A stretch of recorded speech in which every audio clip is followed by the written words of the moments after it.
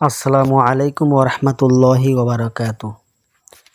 সম্মানিত দর্শক শ্রোতা মণ্ডলী, আজকে আমরা আলোচনা করব কোরবানি করার নিয়ম এবং পরবর্তী আলোচনা করব কোরবানির ফজিলত ও প্রতিদান। চলুন আলোচনা করা যায় কোরবানি করার নিয়ম।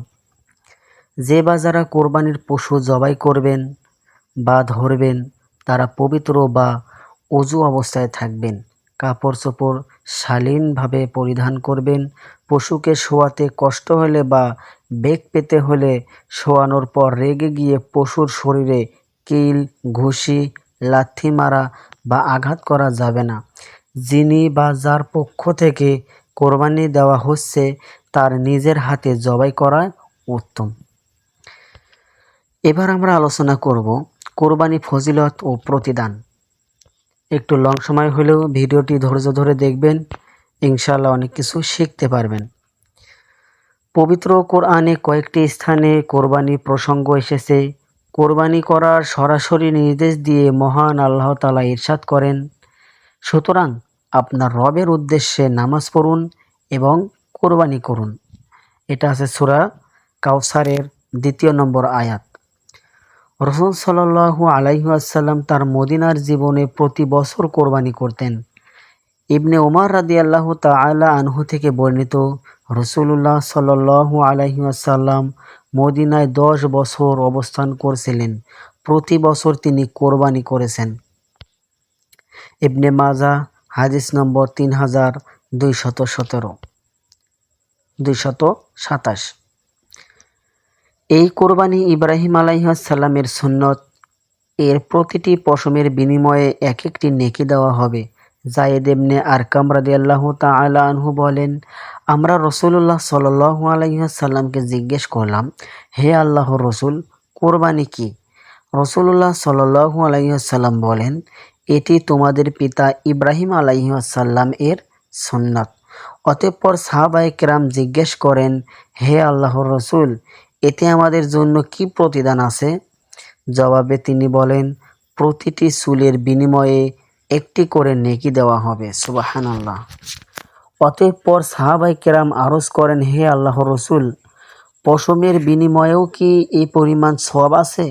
রাসূলুল্লাহ সাল্লাল্লাহু আলাইহি সাল্লাম জবাব দিলেন, হ্যাঁ, প্রতিটি পশমের বিনিময়েও একটি করে নেকি দেওয়া হবে।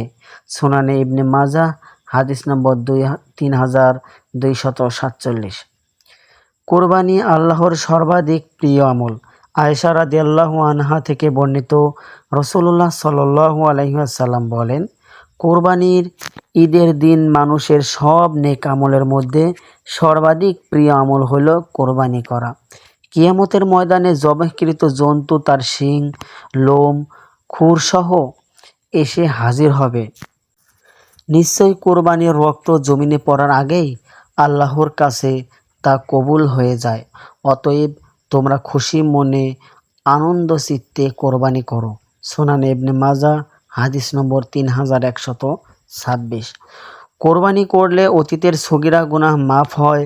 আবু সাঈদ খুদরি রাদিয়াল্লাহু তাআলা আনহু থেকে বর্ণিত, রাসূলুল্লাহ সাল্লাল্লাহু আলাইহি ওয়াসাল্লাম ফাতিমা রাদিয়াল্লাহু আনহাকে বলেন, তুমি তোমার কোরবানির জন্তু জবেহর স্থানে উপস্থিত থাকো। কোরবানির পশুর রক্ত মাটিতে পড়ার সঙ্গে সঙ্গে তোমার অতীতের সব গুনাহ আল্লাহ ক্ষমা করবেন। ফাতেমা রাদিয়াল্লাহু আনহা বলেন, হে আল্লাহর রাসূল, এই গুনাহ ক্ষমা হওয়ার বিষয়টি আমাদের জন্য বিশেষত নাকি সব মুসলমানের জন্য?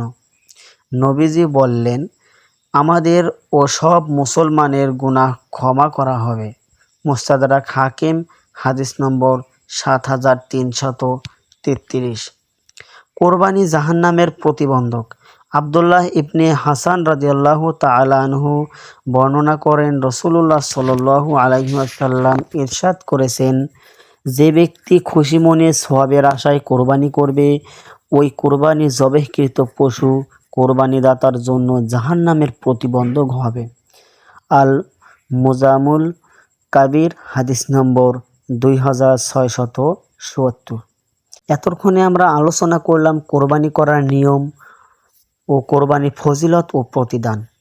যদি এই ভিডিওটি থেকে আপনারা কোনো উপকৃত হয়ে থাকেন তাহলে অবশ্যই ভিডিওটিতে একটা লাইক করবেন এবং আমাদের চ্যানেলটি সাবস্ক্রাইব করে পাশে থাকবেন।